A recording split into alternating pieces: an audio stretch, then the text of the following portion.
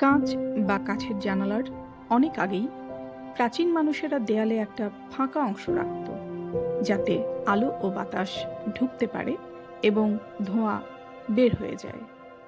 অবশ্য তখন এগুলোকে জানালা বলা হতো না, এগুলো ছিল শুধুই কার্যকরী ফোঁকর। মেসোপটেমিয়া ও প্রাচীন মিশরের ঘরের দেয়ালে থাকত ছোট ছোট স্লিট, যা বাতাস চলাচলের জন্য ব্যবহৃত হতো। মানুষ বিভিন্ন প্রাকৃতিক উপাদান যেমন পশুর চামড়া, বোনা কাপড় বা পাটি দিয়ে এই ফাঁকা অংশগুলো ঢেকে রাখত।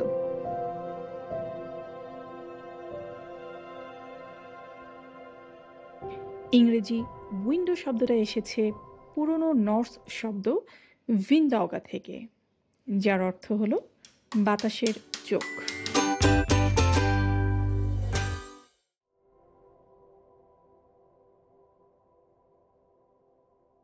খ্রিস্টপূর্ব 100 সালের দিকে রোমানরা কাঁচের জানালা ব্যবহার শুরু করে, বিশেষত স্নানাগার ও ধনী ব্যক্তিদের বাড়িতে।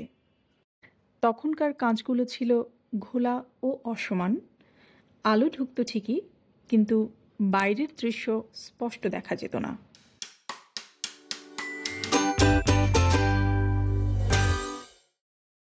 তারা ক্রাউন গ্লাস ও সিলিন্ডার গ্লাস পদ্ধতিতে কাঁচ তৈরি করত, যা জানালার ইতিহাসে একটা বড় মাইলফলক।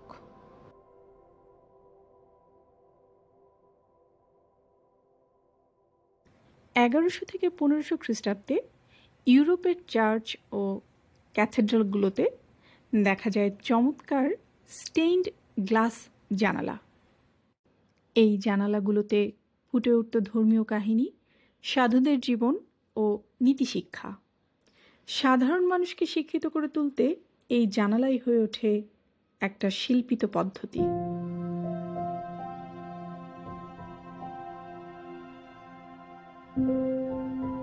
রেনেসাঁ যুগে স্থাপত্যে আসে আলো, সামঞ্জস্য ও সৌন্দর্যবোধ। জানালার আকার যেমন একদিকে বাড়তে থাকে, তার সঙ্গে সঙ্গে বৃদ্ধি পায় সাজসজ্জা, নকশা ও কারুকাজ। এই সময়ে কাঁচ তৈরি প্রযুক্তি উন্নত হয়। পরিষ্কার কাঁচ কিছুটা সহজলভ্য হলেও এখনও তা ছিল ধনী মানুষের জন্য।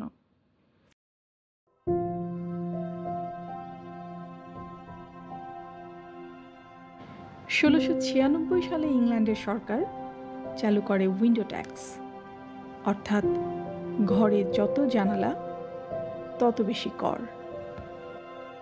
ধনী লোকেরা কর দিত, কিন্তু সাধারণ মানুষ অনেক সময় কর বাঁচাতে ইট দিয়ে জানালা বন্ধ করে দিত। ধারণা করা হয় এই ঘটনাকে কেন্দ্র করেই ডে লাইট রবারি কথাটার জন্ম হয়েছিল।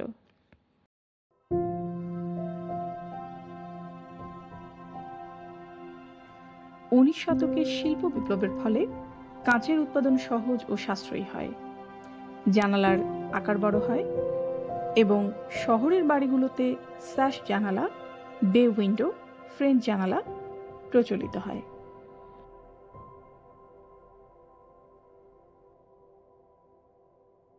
বিংশ শতকে আধুনিক স্থাপত্যশৈলী জানালার ব্যবহার সম্পূর্ণ বদলে দেয়। এ সময় স্থপতিরা জানালাকে শুধু প্রয়োজন নয়, স্থাপত্যের একটা মুখ্য উপাদান হিসেবে ব্যবহার করেন। আধুনিক জানালাগুলো এখন উষ্ণতারোধী, ইউভি প্রতিরোধী ও শব্দ নিরোধক। অনেক স্থাপনা তৈরিতে এখন স্মার্ট গ্লাস ব্যবহার করা হয়, যা স্বয়ংক্রিয়ভাবে আলো ও তাপমাত্রা অনুযায়ী পরিবর্তিত হয়। জানালা কখনো বাইরে তাকিয়ে দেখার পথ, কখনো নিজেকেই আবিষ্কারের আয়না। জানালার ইতিহাস মানে আমাদের জগতের সাথে সম্পর্কের ইতিহাস।